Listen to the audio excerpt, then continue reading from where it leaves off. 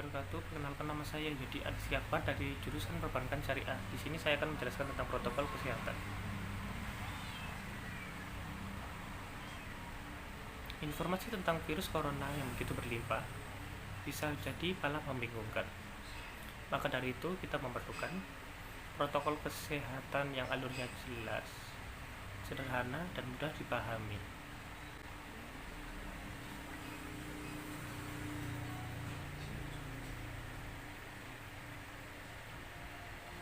Siapa yang berpotensi terpapar virus corona?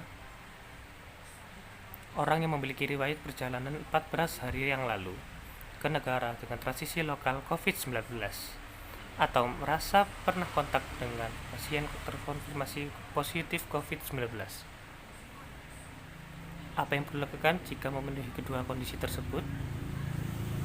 Bila Anda merasa sehat, maka dianjurkan untuk melakukan karantina di rumah selama 14 hari sambil memonitor kondisi tubuh. Bila Anda merasa tidak sehat atau timbul gejala, segera lapor ke petugas kesehatan atau hubungi hotline center corona untuk mendapatkan rujukan pemeriksaan ke fasilitas layanan kesehatan. Gejala apa yang perlu diperhatikan? Demam melebihi 38 derajat Celcius, batuk atau pilek, sakit tenggorokan, sesak atau gangguan pernapasan. Apakah perlu langsung datang ke layanan kesehatan? Apabila gejalanya ringan, utamakan hubungi hotline center corona atau RS rujukan terdekat untuk mendapatkan informasi tentang langkah selanjutnya. Sambil mencari informasi ini yang perlu dilakukan: tetap hindari keluar dari rumah, istirahat yang cukup, banyak minum air putih dan makanan bergizi, mempraktekkan kebiasaan bersih seperti cuci tangan dan membersihkan area-area yang tersentuh permukaan tangan. Gunakan masker agar percikan dari batuk atau bersin tidak mengenai orang lain, bahkan di dalam rumah sekalipun. Kapan harus mencari bantuan medis tambahan? Bila gejala yang dirasakan cukup parah, misalnya sesak nafas berat, atau apabila Anda kelompok rentan karena berusia lebih dari 60 tahun, memiliki penyakit kronis seperti diabetes, hipertensi, gangguan imun, ada riwayat penyakit pernapasan, dan lainnya. Apa yang perlu dilakukan bila gejala berlanjut dan harus ke fasilitas kesehatan? Gunakan masker saat keluar rumah, praktekkan etika batuk dan bersin yang benar dengan menutup siku atau tisu. Hindari menggunakan porsi publik. Bagaimana cara screening di fasilitas kesehatan? Sebelumnya, pemberian perawatan, tenaga medis kesehatan layanan kesehatan akan melakukan screening.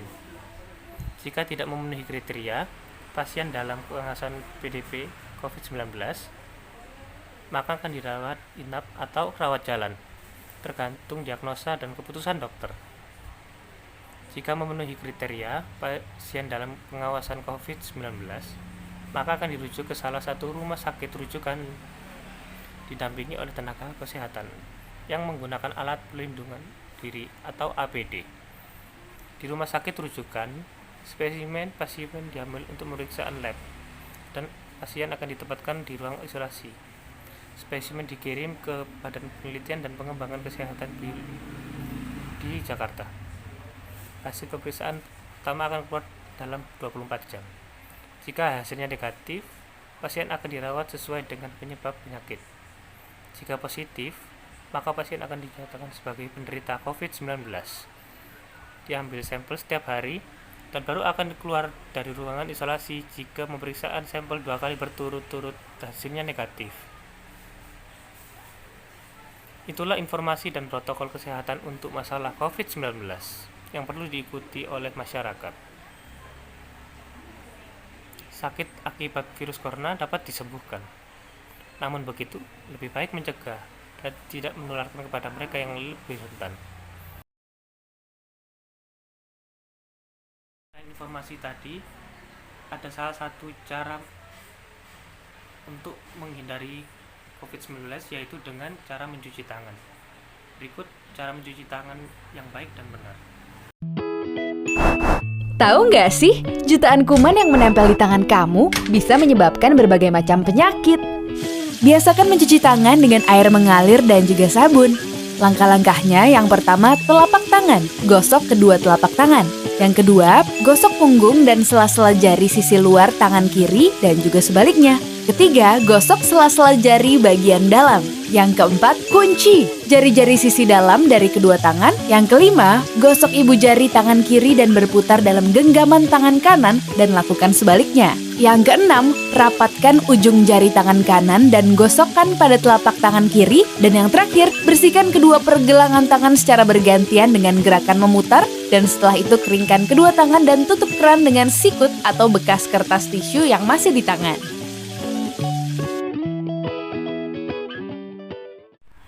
Untuk lebih baik lagi, kita akan melihat cara menggunakan masker yang baik dan benar beserta macam-macam masker yang ada saat ini.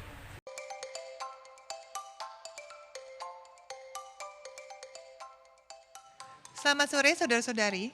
Virus SARS-CoV-2 yang menyebabkan COVID-19 tidak dapat dilihat dan tidak mudah diketahui siapa saja di sekitar kita yang membawa virus tersebut. Oleh karena itu, memakai masker menjadi salah satu cara efektif mencegah penularan. Efektivitas memakai masker dengan baik dan benar dapat menekan peluang penularan lebih dari 50%. Berdasarkan penelitian inilah, kita semua diwajibkan memakai masker selama masa pandemi COVID-19. Ada beberapa jenis masker, yaitu masker medis. Ini adalah masker bedah atau masker N95, masker yang ditujukan untuk keperluan medis. Misalnya, untuk tenaga kesehatan, orang sakit, dan orang yang merawat orang sakit yang menggunakan masker medis ini. Selanjutnya adalah masker non-medis, yaitu masker kain. Orang sehat cukup menggunakan masker kain. Masker kain yang direkomendasikan adalah masker yang memiliki 3 lapisan kain. Hasil penelitian baru mengidentifikasi jenis kain, jumlah lapisan, dan komposisi masker kain non-medis berikut ini. Lapisan dalam berupa bahan penyerap seperti katun. Lapisan tengah berupa bahan tanpa tenun seperti polipropilena.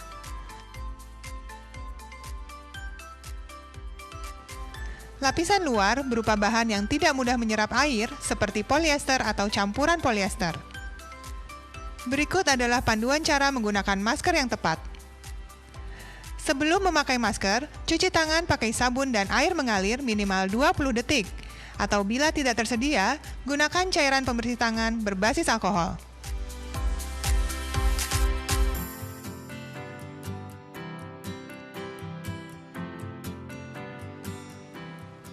Pasang masker untuk menutupi mulut dan hidung dan pastikan tidak ada sela antara wajah dan masker.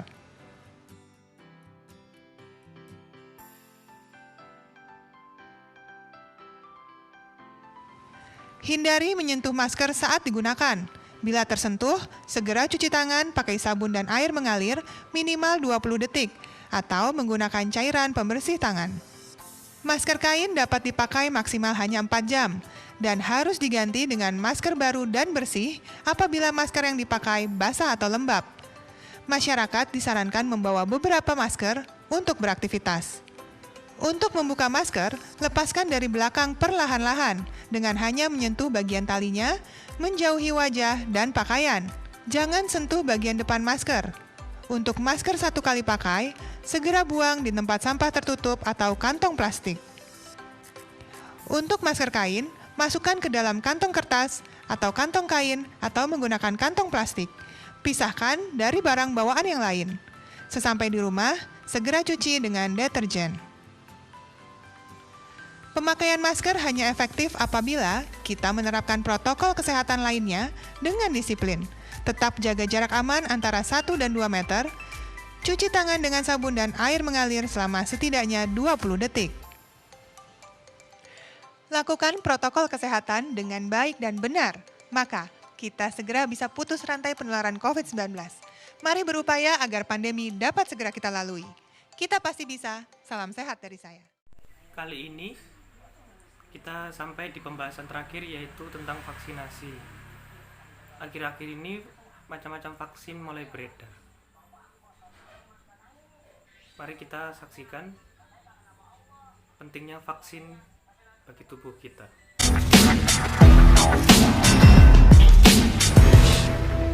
Salam sehat. Bapak Ibu, saudara-saudari sekalian, vaksinasi COVID-19 masih terus berlangsung. Penyuntikan vaksin COVID-19 dilakukan 2 kali atau 2 dosis dengan jarak 2 pekan. Tentunya Anda mungkin bertanya, apa sih yang terjadi setelah divaksin? Bagaimana efeknya? Dan yang paling sering ditanyakan, seberapa efektif sih vaksin COVID-19 setelah program vaksinasi ini berjalan? Dan untuk lebih jelasnya lagi, saya akan menyapa Direktur Pencegahan dan Pengendalian Penyakit Menular di Jen P2P Kemenkes, Dr. Siti Nadia Tarmizi. Dr. Nadia, gimana sih caranya sebenarnya mengukur efektivitas dari vaksin tersebut setelah vaksin disuntikan? Vaksin ini kan membentuk antibodi.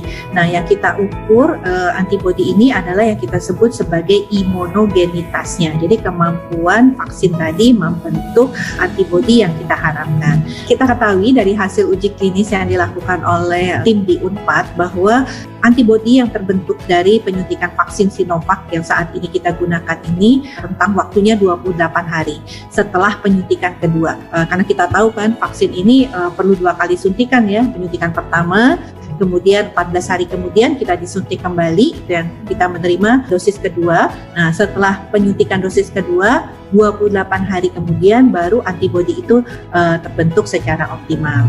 Nah, tiap-tiap vaksin ini memiliki jarak penyuntikan yang berbeda-beda. Nah, kenapa nih harus 2 kali dan berbeda-beda? Jadi sebagian besar dari vaksin-vaksin untuk COVID-19 ini, imunogenitas atau antibodi yang kita harapkan lebih dari 95% itu baru bisa tercapai setelah 2 kali suntikan dalam rentang waktu tertentu ya. Jadi kalau Sinovac ini tadi Dr. Reza sudah sampaikan rentang waktunya 14 hari. Berarti suntikan pertama itu baru bisa mencapai 60% antibodinya. Tapi kemudian setelah kita berikan suntikan lagi di 14 hari kemudian, maka antibodi yang muncul itu bisa mencapai 99% bahkan pada vaksin Sinovac. Jadi untuk mengoptimalkan pembentukan antibodi tadi, maka harus diberikan 2 kali penyuntikan. Tiap vaksin itu berbeda-beda rentang waktu penyuntikannya. Ada yang seperti Sinovac ini 14 hari, kemudian ada yang seperti vaksin AstraZeneca atau Pfizer itu memiliki rentang waktu ada yang 21 hari, ada yang 28 hari. Apakah ada kemungkinan kalau orang yang sudah disuntik kemudian terinfeksi virus COVID-19? Masih mungkin dia untuk diserang virus COVID-19, tapi dengan dia punya vaksin, dia punya pertahanan yang artinya nanti membuat dia tidak menjadi sakit.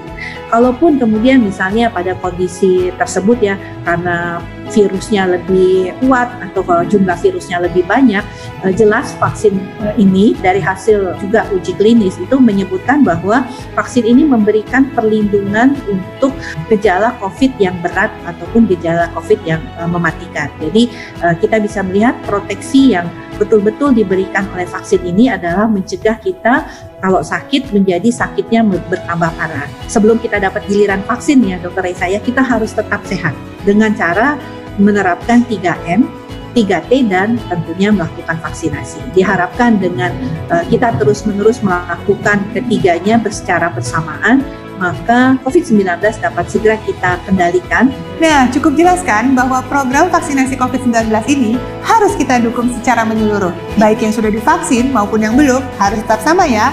Mari kita tetap disiplin 3M dan dukung terus upaya vaksinasi yang tengah berlangsung di tengah kita. Salam sehat dari saya. Yang dapat saya sampaikan, bila ada salah kata, mohon maaf yang sebesar-besarnya. Wassalamualaikum warahmatullahi wabarakatuh.